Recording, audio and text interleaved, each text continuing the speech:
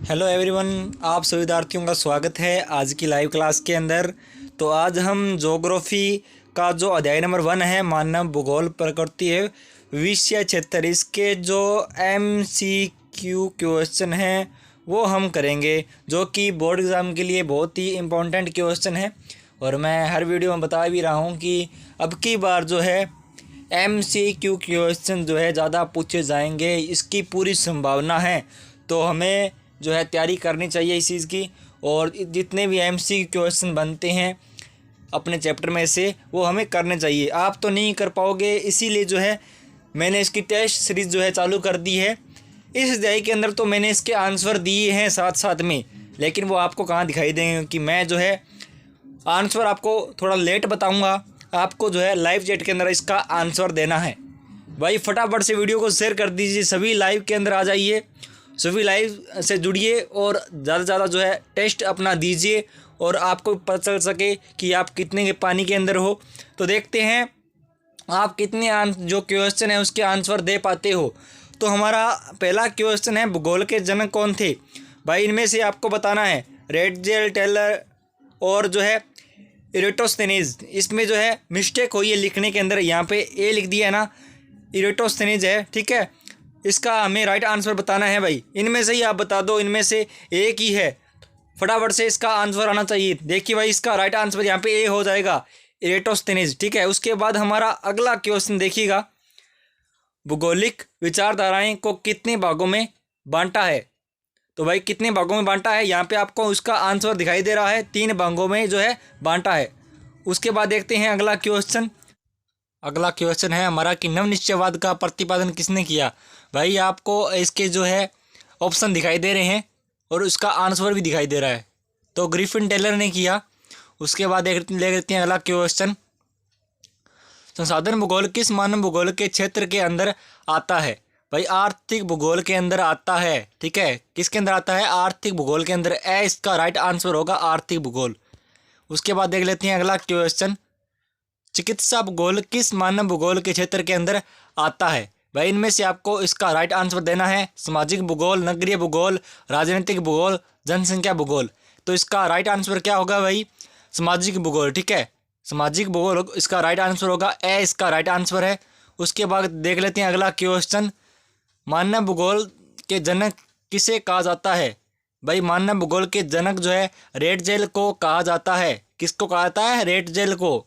उसके बाद अगला क्वेश्चन देख लेते हैं, नवनिश्चयवाद से संबंधित कौन है? तो भाई नवनिश्चयवाद से संबंधित कौन है? टेलर, ठीक है। डी इसका राइट आंसर होगा। उसके बाद अगला क्वेश्चन है, निम्नलिखित में से विद्वान मानव भूगोल से संबंधित नहीं है? भाई कौन नहीं है मानव भूगोल से संबंधित? बर्ट्रैंड रसेल, ठीक है। उसके बाद अगला क्वेश्चन देख लेते हैं, मानव भूगोल क्रियाशील मानव और अस्थायी पृथ्वी में परिवर्तनशील संबंधों का अध्ययन है, यह किसने कहा था? तो भाई कुमारी सैंपल ने कहा था। इसका एक क्वेश्चन ये भी बनता है, कुमारी सैंपल ने कौन सी उदाहरण दी थी, उनकी जो बतानी है भी कौन सी उन्होंने अवधारणा दी थी। तो इसका जो है आंसर यही होगा कि मानव भूगोल क्रियाशील मानव और अस्थिर पृथ्वी में परिवर्तनशील संबंधों का अध्ययन है, ठीक है। ये आपको याद रखना है।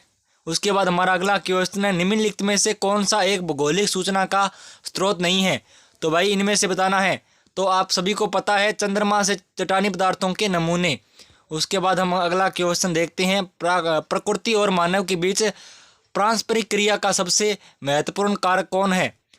बुद्धिमत्ता, तकनीक, समझबूझ, भाईचारा। तो भाई तकनीक, ठीक है। इसका राइट आंसर यहाँ पे देखिए तकनीक होगा। उसके बाद देखिए, निम्नलिखित में से कौन सा मानव की मूल आवश्यकता से संबंधित नहीं है? तो भाई बताना है, परिवहन, कृषि, गृह निर्माण, वस्त्र उद्योग। तो ए इसका राइट आंसर होगा भाई परिवहन, ठीक है। क्या होगा? परिवहन। उसके बाद देख लेते हैं अगला क्वेश्चन, संवाद अवधारणा में किस घटक को महत्वपूर्ण माना गया है? प्राकृतिक घटक, मानवीय घटक या दोनों? तो भाई देखिए दोनों कौन कौन से हैं, सी दोनों कौन कौन से, वो आपको यहाँ पे बताना है। वे देखिए प्राकृतिक घटक और मानवीय घटक ये दोनों हैं। उसके बाद देख लेते हैं अगला क्वेश्चन, मैक्सिको में स्थानांतरित कृषि की प्रथा को कहते हैं? क्या कहते हैं भाई? रोका, मिल्या, लंदांग, जूम। तो भाई देखिए मिल्या इसको कहते हैं। उसके बाद हमारा अगला क्वेश्चन देखिएगा, निम्नलिखित में से कौन सा एक मानव भूगोल से संबंधित नहीं है? तो भाई इसका राइट आंसर क्या होगा भाई? देखिए मात्रात्मक क्रांति, ठीक है, ये इसका राइट आंसर होगा, मात्रात्मक क्रांति। उसके बाद देखिए अगला क्वेश्चन, मानव भूगोल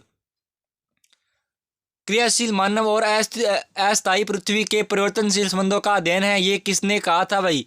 कुमारी सैंपल ने कहा था। इसकी भी जो है ये आपको याद रखनी है, ठीक है। उसके बाद देखिएगा, निम्नलिखित कथनों में से कौन सा एक भूगोल का वर्णन नहीं है? तो इसका आपको बताना है भाई। इसका राइट आंसर होगा समाकलात्मक अनुशासन, ठीक है। उसके बाद हमारा अगला क्वेश्चन देखिएगा, निम्नलिखित में कौन विद्वान मानव भूगोल से संबंधित नहीं है? भाई मानव भूगोल से कौन संबंधित नहीं है? बर्ट्रैंड रसेल, ठीक है। उसके बाद देखिएगा अगला क्वेश्चन, निम्नलिखित में से कौन सा एक लोगों और पर्यावरण के बीच अन्योन्य क्रिया का सर्वाधिक महत्वपूर्ण कारक है? मानव बुद्धिमत्ता, प्रौद्योगिकी, लोगों के अनुभव, मानवीय भाईचारा। तो प्रौद्योगिकी, ठीक है, इसका राइट आंसर बी होगा। किसने कहा मानव प्रकृति का दाम है? तो इसका राइट आंसर देखिए एलन सैंपल, ठीक है, एलन सैंपल ने कहा था। ज्योग्राफी जेनरालिस के लेखक कौन है? तो ये आपको देखिए बताना है, इसके लेखक कौन है? तो वारेनियर जो है इसके लेखक है। ये बहुत ही इंपॉर्टेंट क्वेश्चन है। उसके बाद देखिए, रुको और जाओ निश्चयवाद की संकल्पना किसने दी थी? तो भाई ये इंपॉर्टेंट क्वेश्चन है, रेड जेल ने। ये अब जो अपनी प्री बोर्ड और अपनी अर्धवार्षिक परीक्षा के अंदर भी आ चुका है। हमारा लास्ट क्वेश्चन है, व्यवहारिक भूगोल, राजनीतिक भूगोल, आर्थिक भूगोल अथवा सामाजिक भूगोल कौन से भूगोल के उपक्षेत्र है? तो भाई इनमें से हमें राइट आंसर बताना है। यहाँ पे देखिए इसका राइट आंसर होगा मानव भूगोल। तो भाई इसके अंदर तो मैंने इस आंसर जो थे साथ साथ में दे दिए। जैसे हमारा अगले चैप्टर का सीरीज चलेगा तो उसके अंदर जो है आंसर नहीं दिए होंगे, आपको देने हैं आंसर, ठीक है। आंसर देने के बाद मैं अपने आप बोल दूँगा उसके आंसर जो है आपको पता चल जाएगा राइट आंसर इसका क्या है। आपको आंसर देने हैं। मैं जो है थोड़ा सा जैसे 5 सेकंड का गैप रखूँगा, 1 सेकंड 2 सेकंड का गैप रखूँगा और उसके बाद उसका आंसर दूँगा भाई। इससे आपका जो है परीक्षा की तैयारी अच्छी होगी। तो मिलेंगे नेक्स्ट क्लास के अंदर। जय हिंद, वंदे मातरम। और आज की क्लास है 8 बजे अपने भूगोल की, ज़रूर अटेंड करना।